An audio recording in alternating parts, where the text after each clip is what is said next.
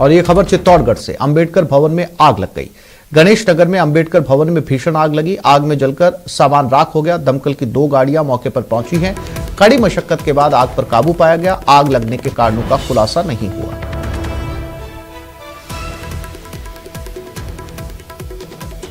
तो चित्तौड़गढ़ के अंबेडकर भवन में यह आग लगी है। बताया यह जा रहा है कि इस आग की वजह से सारा सामान जलकर राख हो गया और यह जानकारी नहीं मिल पाई है अब तक कि आग आखिर लगने के पीछे वजह क्या थी।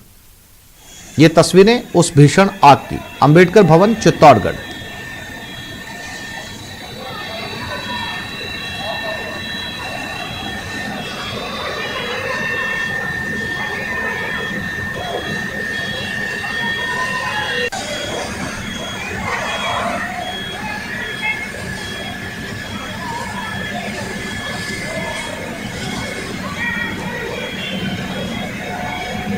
देर रात को आग लगी थी और आग इस तरीके से बेकाबू हुई कि इस आग ने पूरे भवन को अपनी चपेट में ले लिया।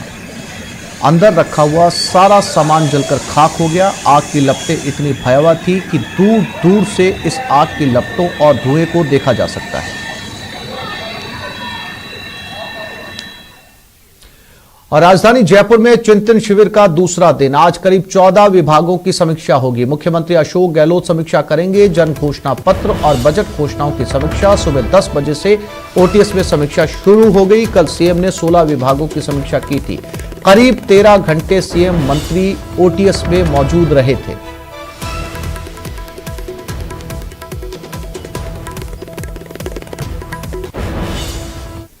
और सुनते हैं ममता भूपेश को। अधिकारी मंत्री और ज्यादा बेहतर तैयारी के साथ आएंगे। जैसे देखिए, मुख्यमंत्री जी का बहुत दिनों से एक ख्वाहिश थी कि इस तरह का चिंतन शिविर करें। कई बार विभिन्न प्रोग्रामों की वजह से ये पोस्टपोन्ड हुआ, इसलिए हम सब लोगों में क्यूरियोसिटी थी एक तरह से कि चिंतन शिविर में क्या होगा, किस तरह का चर्चा रहेगी, क्या रहेगी। तो बहुत ही अच्छी हमारी ये बैठक रही और बहुत सकारात्मक पहलुओं पे हम सब लोगों ने मिलकर चर्चा की और पहली बार मंत्री लोग अपने विभागों के बारे में प्रेजेंटेशन दे रहे हैं, तो ये भी हम लोगों के लिए बहुत अच्छा सुखद अनुभव रहा। आज काफी महत्वपूर्ण विभागों क्या खास तैयारी है? सभी की तैयारी। आज मेरे विभाग का भी प्रेजेंटेशन है। उम्मीद करेंगे कि सब लोग अपना बेटर पार्ट देने की प्रयास करें।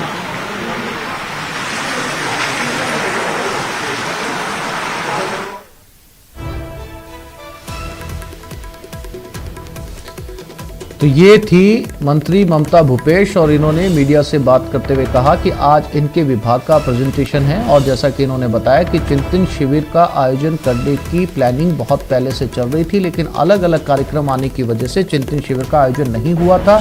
लेकिन अब जाकर 2 दिन का चिंतन शिविर का आयोजन किया जा रहा है और खुद सीएम पहले समय से पहले पहुंचे थे और कल पूरे 13 घंटे उन्होंने ओटीएस में बिताए। आज भी मौजूद हैं। सचिन लगातार इस आयोजन को कवर कर रहे हैं ओटीएस से। आज फिर हमारे साथ सचिन एक बार मौजूद हैं, उनके पास चलते हैं। सचिन, कल 14 विभाग थे, आज तकरीबन 16 विभागों की समीक्षा होनी है। कल 13 घंटे बिताए मुख्यमंत्री ने ओटीएस के अंदर। आज कार्यक्रम की रूपरेखा क्या रहने वाली है सचिन?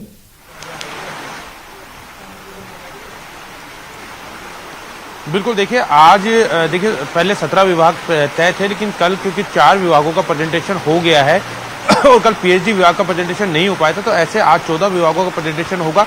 कल टोटल 16 विभाग थे जिनका प्रेजेंटेशन हुआ और अब जो है आज की अगर हम बात करें तो आज तकरीबन 14 विभाग ऐसे हैं जिनका प्रेजेंटेशन आज मंत्री देंगे। लेकिन सबसे खास बात यह है कि जिन विभागों का मंत्रियों का प्रेजेंटेशन हो चुका है वो तमाम मंत्री भी आज यहाँ पे पहुंचेंगे।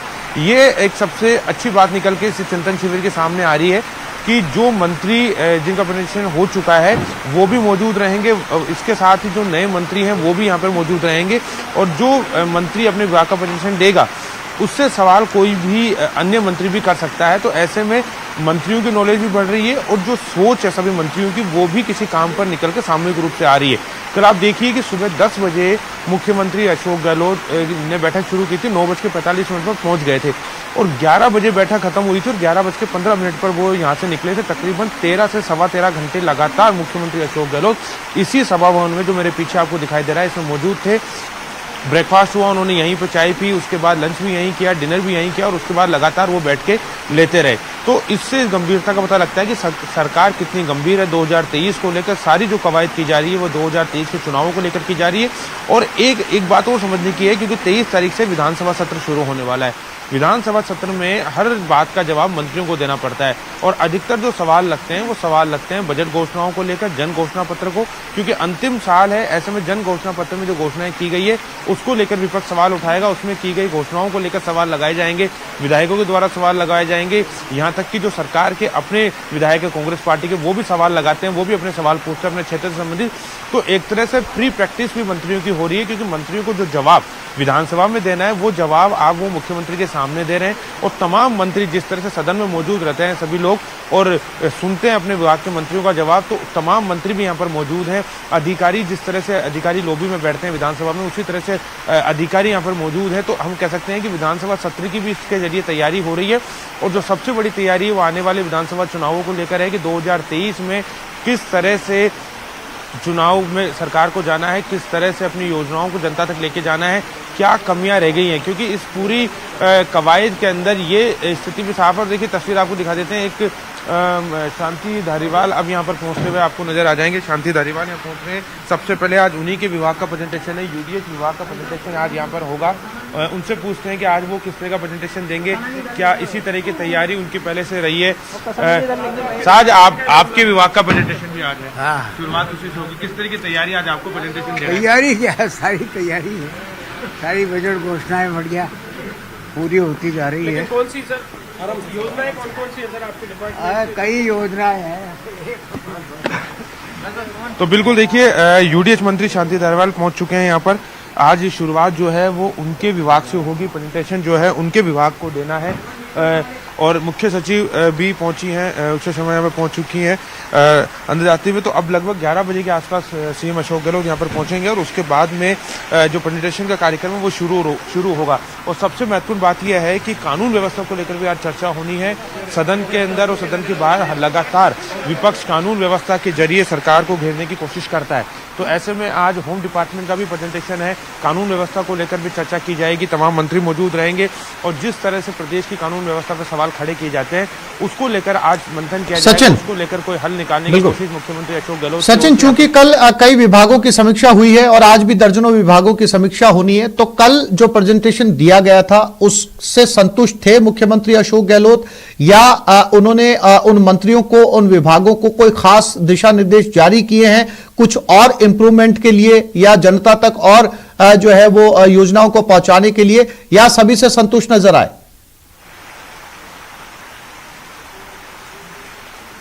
देखिए ओवरऑल अगर बात की जाए तो मुख्यमंत्री अशोक गहलोत ओवरऑल अपने मंत्रियों के जो फीडबैक कार्यक्रम था या अपने मंत्रियों की जो कार्य प्रणाली है उससे संतुष्ट नजर आए। लेकिन कुछ डिपार्टमेंट्स ऐसे थे जिनको लेकर मुख्यमंत्री ने विशेष निर्देश भी दिए। बिजली को लेकर निर्देश दिए कि किसानों को निर्बाध बिजली मिलनी चाहिए, जितना समय किसानों के लिए तय किया गया उतना बिजली जो है वो किसानों को नहीं मिल पा रही है, उसको लेकर दिशा निर्देश जारी किए गए। साथ ही जो गृह निर्माण समितियां हैं उसको लेकर मुख्यमंत्री ने नाराजगी जताई। उन्होंने कहा है कि गृह निर्माण समितियों का जो गड़बड़ झला हो रहा है लगातार, क्योंकि नियमों की अनदेखी की जाती है और उसके बाद आम आदमी से फंस के रह जाता है, तो उसको लेकर दिशा निर्देश दिए गए। सबसे खास बात यह है कि मुख्यमंत्री अशोक गहलोत ने जो कोटा में जो आरटीयू के जो प्रोफेसर है जो उनका कृत्य सामने आया था उसको लेकर नाराजगी जताई है और ये कहा भी है कि एक नया एक्ट लाया जाएगा जिसमें इस तरह की जो मनमानी करते हैं निजी शिक्षण संस्थान हो या अन्य शिक्षण संस्थान हो, उन पर लगाम लगे। सचिन, आप नजर बनाए रखिएगा, समय समय पर आपसे इस महामंथन को लेकर अपडेट लेते रहेंगे। आगे बढ़ते हैं, एक और महामंथन की बात करते हैं, बीजेपी के महामंथन की। आज उनका भी दूसरा दिन है। बीजेपी राष्ट्रीय कार्यकारिणी की बैठक का आज दूसरा दिन।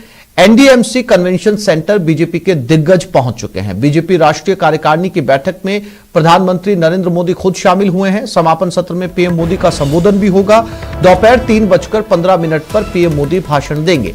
बीजेपी प्रदेश अध्यक्ष सतीश पूनिया, संगठन महामंत्री चंद्रशेखर, केंद्रीय जल शक्ति मंत्री गजेंद्र सिंह शेखावत, केंद्रीय राज्य मंत्री अर्जुन राम मेघवाल, नेता प्रतिपक्ष गुलाब चंद कटारिया, प्रभारी अरुण सिंह, सह प्रभारी विजया राहटकर, राष्ट्रीय उपाध्यक्ष वसुंधरा राजे, राष्ट्रीय मंत्री अलका गुर्जर, अरुण चतुर्वेदी भी इस महामंथन में पहुंचे हैं।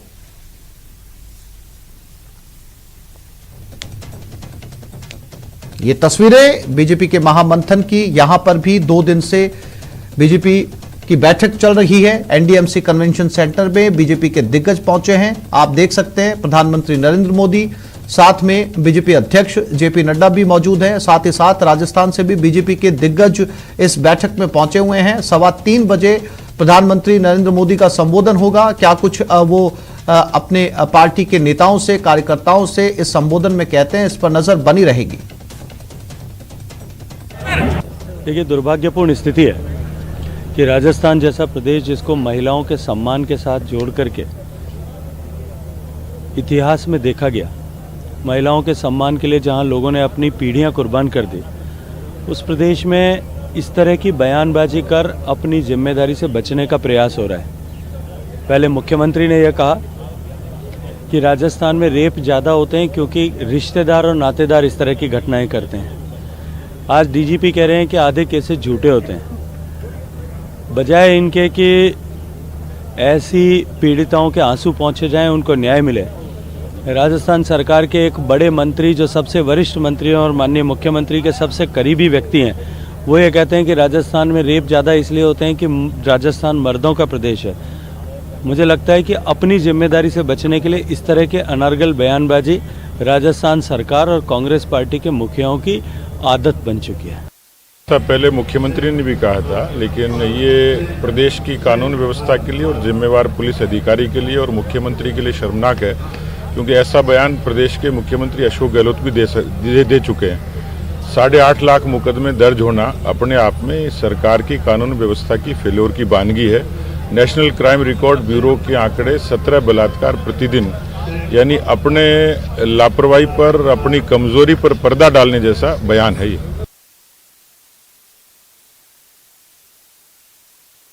राष्ट्रपति से मुलाकात की, दोनों देशों के ऐतिहासिक संबंधों पर बात हुई। भारत की G20 अध्यक्षता पर भी चर्चा हुई। पीपल टू पीपल कांटेक्ट बढ़ाने पर दोनों ने जोर दिया। लोकसभा अध्यक्ष के साथ उनके ओएसडी भी मौजूद रहे।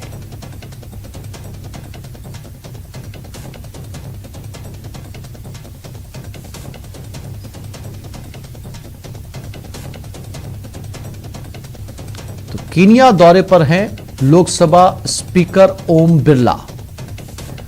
उनके साथ एक प्रतिनिधि मंडल भी गया है। तस्वीरों के अंदर आपको चिराग पासवान भी नजर आएंगे। कीनिया दौरे पर लोकसभा स्पीकर ओम बिरला। तो इस बुलेटिन में फिलहाल इतना ही। नमस्कार।